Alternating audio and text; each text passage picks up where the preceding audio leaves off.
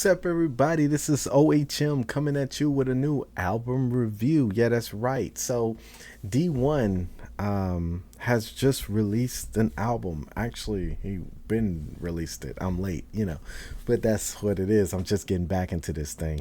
So, bear with me. So, I'm going to be honest with you and truthful with you about this because it's the only way that I know how to roll with this. I never was a D1 fan. But I'll explain. So when I first got introduced to Dee-1 Uno, when I first got introduced to him, at the I was at the high of my Christian walk. I don't know if all y'all have, but I know a lot of people talk about this when they have that ultimate zeal in their Christian walk. When you first get saved, is maybe that first 2 years of Christianity when everything is just going like God is just lining up everything. You see nothing but beauty. You see that sometimes the people only have it like for 3 months and then reality hit. Mine's didn't. I changed up. My friends was good. My family was good. Everybody was rocking with me with this. Not only that, was reading my Bible like constantly. Christian rap became what I was like listening to. If I wasn't listening to the Bible, I was listening to Christian rap. That's how big it got. And so I was like really into theology and I was doing outreach with people in my church and outside of my church. I was doing much outreach. I was getting involved in at my first start getting involved in youth ministry, becoming a youth pastor, and I was doing at risk school help. And so somebody said, "Hey man, do you know about Dee-1?" And I was like, no, never heard of him." And it was surprising to me because I know about all these Christian rappers. I was like deep in it. Like if you was a Christian rapper, I was jamming you. Even if you sounded whack, I gave you a little play, and I tried to find one song that you were at least good in and put it in my playlist. If not, you really did suck. But anyway, somebody said, "Hey man, you should check out Dee-1." So I'm like, okay, I'm gonna check out Dee-1. I go to check out Dee-1 and I instantly didn't like it. And the reason why I didn't like it was because I don't agree with Dee-1's approach to ministry. It's nothing against his walk. I think he's a very solid brother. But I never really liked his approach to ministry. Why? Because he took the Lecrae route before Lecrae took Lecrae route. When Dee-1 never went the church route. He went the secular route.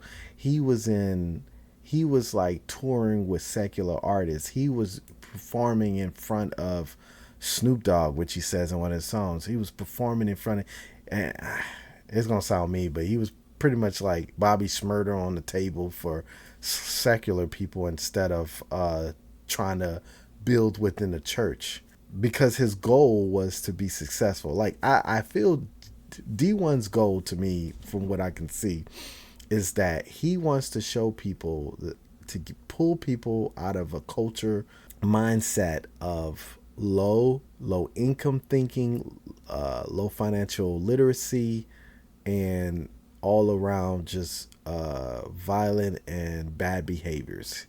And he wants to show you that you can pull yourself from that if you erase those mindset and give your life to God. Like that's basically his thing. He doesn't none of his music, to me, none of his music helps disciple someone. His music has always been just to point out the bad in the culture that rap and hip hop is in and show them that they shouldn't be doing that, and look what you're doing to your community. Like that's most of what his music is, if not 90% of it. It's just pointing out the bad in the community and saying y'all need Jesus. Like that's basically what it's doing. And at the time when I was super into, and I am, again, I'm just saying, when I was in that high before I hit the, because right now I have grace. Like I have no bad blood against Dee-1. This is the reason why I'm doing this album review, because I was able to, listen to without just be like, ugh, I don't want to listen to this. I was able to listen to this with a clear head and without judgment. But back in those days when I was running with nothing but zeal, I didn't want to hear it. I was just so I said all that to say, like, I went in here trying to have a clear mind, trying to have an open mind, because I gained some respect for D1, which I don't know. To me, it was kind of like calling the kettle black when he went at Lecrae for what Lecrae was doing. Because I'm like, I always see, like, D1, you never really, like, I don't know. I don't want to speak on that, but it just seems like his whole thing is economic growth and cultural change, and then Jesus. Like, it seems like that's what it is. And then, like, you can be successful and you can be all these things, but don't forget Jesus. That's what it seems like it is. And my whole goal is, I don't care about the money right now. You need to find Jesus, and then we can work on those other things. I'm like the opposite. So I think that that's why I clashed with his music a lot like that. Now I will say, I'm gonna wait on that. Let's just get to it and let's start reviewing. So there's two albums, because apparently he came out with two in succession. So we're gonna start with that. So let's get to the album review. First one we're gonna do is Loaded. Now I was super disappointed at the very start of Loaded, and the reason why I was super disappointed is the way that this album was released. The way that this album was released is, you had to name your price, and he gives you a link through your email, and you only can stream it from that link. There's no option on any platform else. There's no Apple, Spotify, nothing on Amazon Music, nothing on these. It's only on his website, and on his website you only can play it. And let me show you, because I paid, and I even paid extra because I wanted to support him. But let me show you. So this is the only way you can play this album, and that's horrible. And the reason why I say it's horrible, let me give you the reason why I hate it.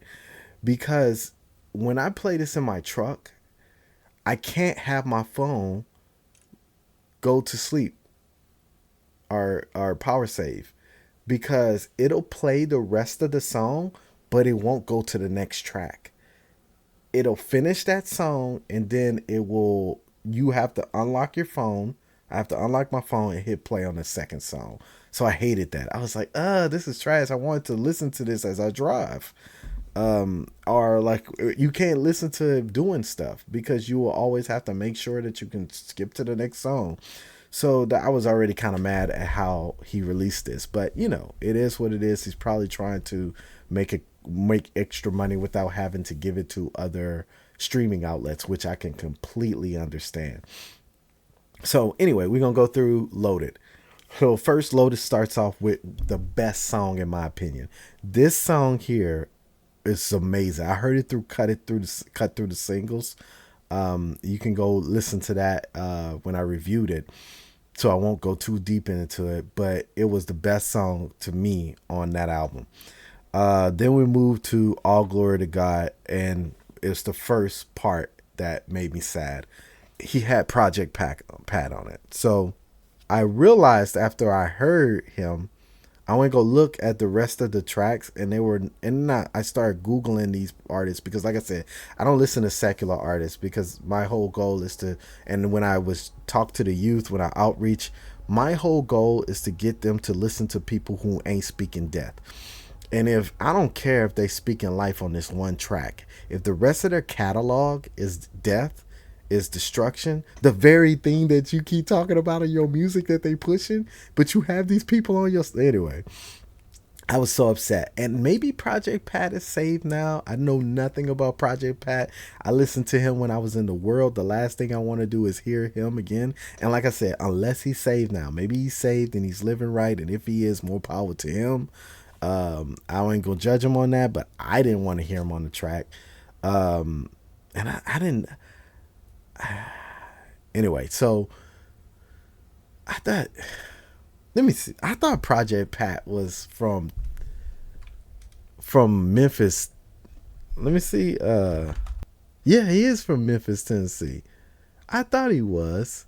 Yeah, so I don't know. I can't, like I said, I can't judge him on it. That he do his thing, but I don't want to listen to it, and I rate it low because I just think D1, you could get so many other Christian artists, even Christian artists from your hood that you could put on. But I don't know.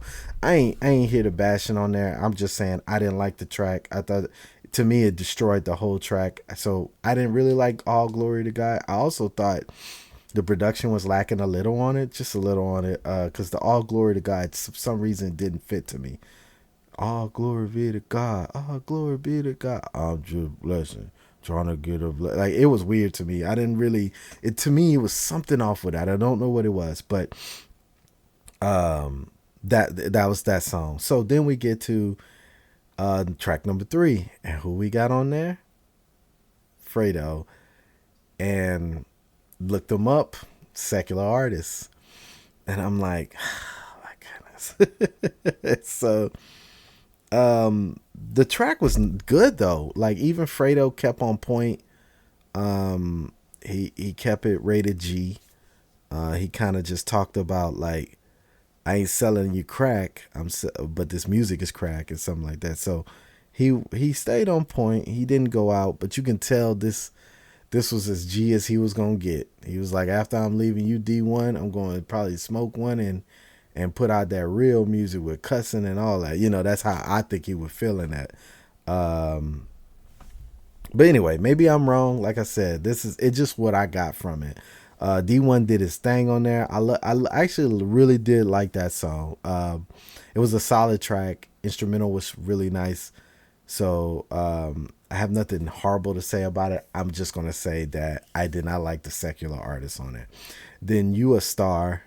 You a Star is like straight Louisiana. So all of my mom's side of my family is from Louisiana. I spent all summers in Louisiana with my family. Hardly ever was.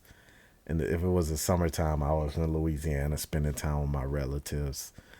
And so I know that music. I know it very well. And that is straight that bounce type music, You a Star.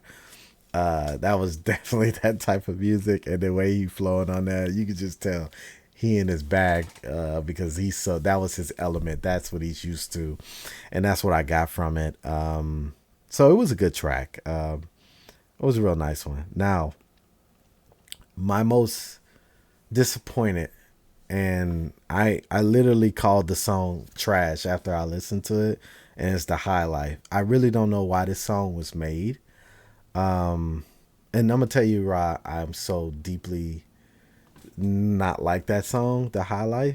Um, it's with a whole bunch of raise your hand up in the air. I don't know what he was trying to accomplish with that song. And what solidified it being trash is the last rapper on it. And this is another thing about this. Unless you open it from a computer, there's no way to see who these people are. And I don't want to open it on my computer. I got it on my phone, and that's where I jam my music. I don't jam my music on the computer. You can't turn it any kind of way, like even turning it this way. You can't see who the artist is, and he doesn't have it anywhere on this website that I seen. It's kind of weird. So I don't know who that last rapper was, but whoever he was, I'm gonna go on a little tangent with this because I was kind of disappointed. He let this rapper get on there and use language that was bad. He got bleeped out 3 times. It's bad enough you have secular artists on your album. Bad enough, in my opinion. Never respected it when Lecrae does it. I think that it's sloppy and just not inducive to your cause. If your cause is talking about how the streets are bad, how the music is being pushed to these kids bad, and then you get the very people that push it on you, I just don't get it. But anyway, it's bad enough for that. But then you let somebody get on your song who you have to bleep, so you know the lyrics that they said was not good, because you could have left the N word, because that's what it was. It was the N word that he was bleeped out. You could have left the N word because everybody who listened to it know what he was bleeped out. There's nobody, unless you're oblivious to rap, that listened to that dude rap and not know he was saying the N word, and you thought it was bad that you bleeped it out. Why did you let that guy verse stay on that song if you bleeped it out? Why? I would have called him and said, "Hey man, we can't use your part." And if he had a problem with it, you dealt with it. It just seemed like you got disrespected. And I don't know, maybe you don't command the room, you just follow the flow. Maybe that's how you are. And if that's how you are, that's cool. You can hang around people that go against what they say in what Paul says, that you shouldn't be around foul language and shouldn't let that uh, any kind of way be in you because of what it can do to you. And maybe you cool with that. Maybe you interpret that verse a different way. And like I said, that's why I never agreed with his way of outreach. And so I just felt like he disrespected D1. Anybody to me, it's like if I go to somebody's house and that person um, doesn't like shoes, because there's some houses people you have to take your shoes off when you come in. If I come in there with my shoes and you know who, if it's a friend like that, well, not even a friend, if it's just somebody you met, you really know, let's say a coworker, because those are not usually friends, they're just some you work with. A coworker, you know him from work, but y'all ain't cool like that.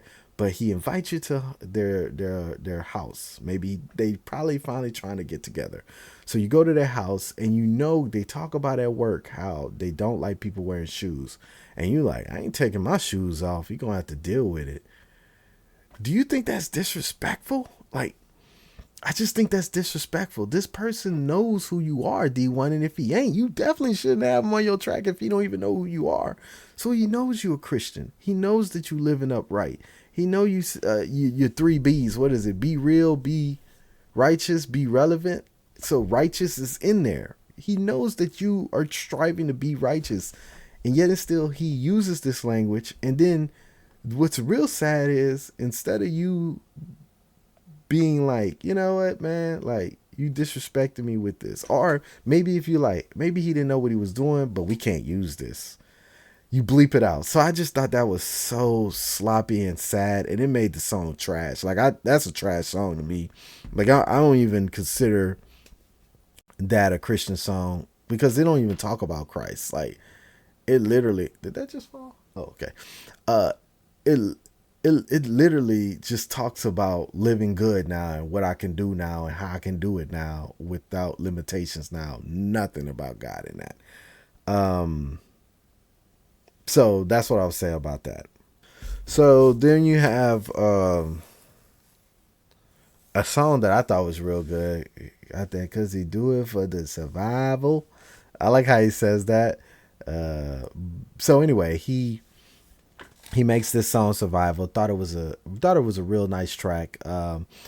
It to me, I think I'm biased about survival because it was right after the high life. And so I was like, this song is amazing compared to it. But I think it was just because the high life was so trash that survival was just, it was like a fresher breath air, a breath of fresh air. Um, so survival was a real good song. I loved it. And then keep on working. You gotta keep on working. I don't know how that chorus go, but I didn't really care for it too much. But it wasn't bad. I would say immediate. It was just middle of the line type track. One of one was okay. It was D1 all the way. The way that it was presented, the way that it was. I'm gonna say another middle of the line track. I like the Desperate Devil. I like how he talks because that's real. Like it's every time it just seems like you're about to do something amazing. It just seems like the enemy is like, yeah, I'm gonna make sure you fall. So it's something that's very relatable. I really did like the Desperate Devil, and so I would really say that was good. So what would I rate this album? There's two sides of the coin, right? There's a musical artist D1. I've heard. Let me look at his album. I'm gonna go to Apple, right? Because Three's Up. was the last album I heard from him. Was that the first album he made? Let me see. No, because he was doing a lot of mixtapes before that. But Threes Up is what I heard from him that I thought was a real good album. No, it was the EP. That's what I heard was the EP. After that, I didn't really listen to anything after that. Yeah, that's what I heard. 2015, Threes Up. That's what I heard, and that's it was okay. Um, there's two sides to it. There's the musical artist Dee-1, and then me as a Christian rating this album. Dee-1 and me are fundamentally different at the way that we go about our Christianity, but we are both brothers at the end of the day. I want to say that this album musically, where I would probably put it at a 7. It wasn't groundbreaking. It wasn't something like there is not one song on that album that made me be like, dude, you killed this thing. It was part of course. But I think this is because the way he put this album out. I think the one that really is the one that we're going to talk about after. Um, so I really think that's the reason why he puts like these are like the ones that didn't make it on the album, but he was like these songs are good, so let's just put them out. That's what I'm thinking. But maybe these were just two projects he put together. So but the Christian side of me that really irked my soul with the artists that used those bleeped words and just using secular artists as it is to say this was a throw. And I don't want to say a throwaway project. I say that this is a project that he didn't expect for it to be mainstream. Let's just say that for a project that he didn't expect to be mainstream, I wonder who did he want to buy it. That's what I want to say. I don't know how much he pushed because I don't really do the social media thing, and even though I'm gonna start getting back into it. But let's just say, as a Christian, this was like a 4. This is like a 4 to me.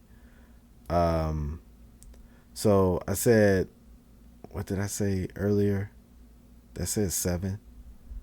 So a 7 for the music portion, and for the Christian portion, a 4. I just think that as a Christian to put this out, I just would have kept this in the vault. I would not have released this. But as a musical artist, this I mean it was part of course.